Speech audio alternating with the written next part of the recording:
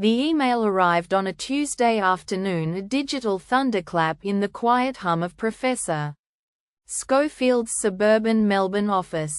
It wasn't from a colleague nor a student but from a lawyer she'd never met, outlining a defamation claim against her based on a bizarre, fantastical accusation broadcast to millions on TikTok. $10 million, that was the figure being sought, a figure so astronomical, so utterly disconnected from her reality it could only be a mistake. But as she read the words, the cold dread started to set in. This wasn't a mistake, this was real. And her life, a carefully constructed world of academia and quiet dignity, was about to be ripped apart by a self-proclaimed psychic wielding a smartphone and an audience hungry for sensation. Rebecca Schofield was a woman of routine, of facts, of history. She taught at a respected university in Melbourne, specialising in Australian social history. Her days filled with lectures on the gold rush, the white Australia policy, and the nuanced stories of our past. She lived in a solid brick home in Brunswick, a leafy inner northern suburb, with her 2 rescue greyhounds and a garden she meticulously tended. Her idea of controversy was a spirited debate about colonial architecture or the complexities of the Federation movement. She was respected by her peers, adored by her students, and had never once in her 50-odd years been the subject of anything remotely scandalous. Her online presence was minimal: an academic profile, a LinkedIn page, and a private Instagram account where she occasionally posted pictures of her dogs or her prize-winning dahlias. She understood the internet as a tool for research and connection, not a stage for public spectacle. Her life was calm, ordered, and entirely conventional. That was until a series of horrific murders halfway across the world and a self-styled online seer decided to weave her name into a narrative of profound evil. The nightmare began not in Melbourne but in the United States, with the brutal murders of 4 university students in their off-campus home in Idaho. The case sent shockwaves globally, dominating news cycles and social media feeds. As police investigations unfolded, a peculiar corner of the internet fueled by amateur sleuths and conspiracy theories exploded. Among these digital detectives was a woman named Ashley Giard, a TikTok user who identified herself as a psychic and tarot card reader. From her online platform, which boasted a substantial following, Giard began to post a series of videos. These weren't just speculative musings, they were direct, unequivocal accusations. Giard claimed with absolute certainty that her psychic visions revealed the true perpetrator of the Idaho murders. And the person she pointed the finger at repeatedly, unequivocally, and to millions of viewers was Rebecca Schofield. She didn't just hint, she named Professor Schofield, detailing fantastical scenarios alleging specific involvement, and painting a picture of a respected academic as a cold-blooded killer. The videos went viral, watched and shared by millions, each view cementing the insidious lie in the public consciousness. Professor Schofield, here in Australia, a world away from the Idaho tragedy, was completely unaware that her name, her reputation, and her very safety were being systematically dismantled by a stranger's baseless online campaign.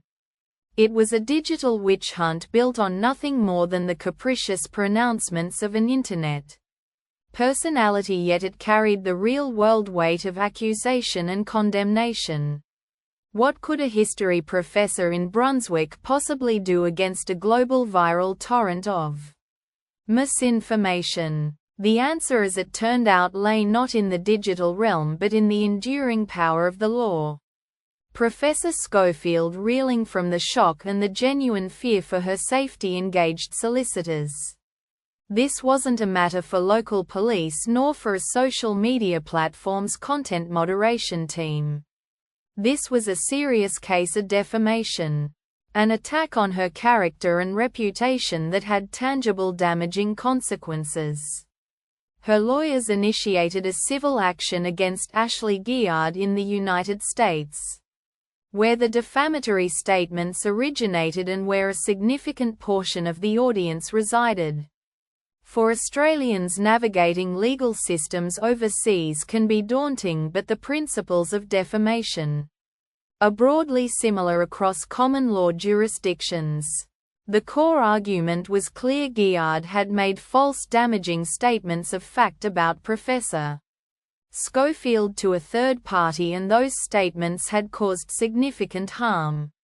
The legal process was exhaustive, involving the collection of evidence of Giard's videos, expert testimony on their reach and impact, and compelling arguments about the profound distress and reputational damage inflicted upon Professor Schofield. Imagine, if you will, sitting in your quiet home in Preston knowing that millions of people around the world believe you are a murderer, based solely on the pronouncements of someone claiming psychic abilities. The emotional toll was immense. Giard, for her part, represented herself in court, continuing to claim the veracity of her psychic revelations and asserting that the case against her was fraudulent. It became a clash of realities: the concrete evidence-based world of the law versus the ethereal, unprovable claims of online mysticism.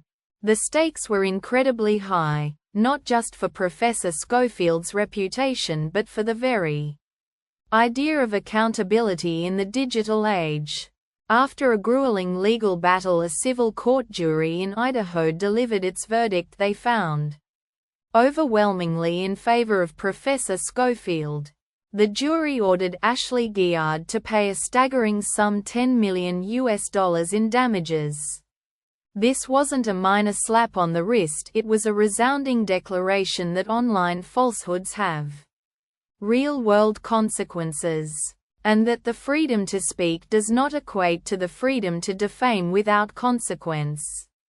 For Professor Schofield, it was a moment of immense vindication, a legal affirmation that her character and reputation was sacrosanct and had been unjustly attacked. The monetary figure reflected not only the damage to her reputation but also the emotional distress and the sheer scale of Giard's viral campaign of misinformation. While the immediate enforcement of a U.S. judgment against an individual without substantial assets can be complex, the principle was established. Giard, still defiantly claiming her innocence and the validity of her psychic pronouncements, has since filed her own legal documents seeking to have the judgment set aside, labeling the case itself as fraudulent.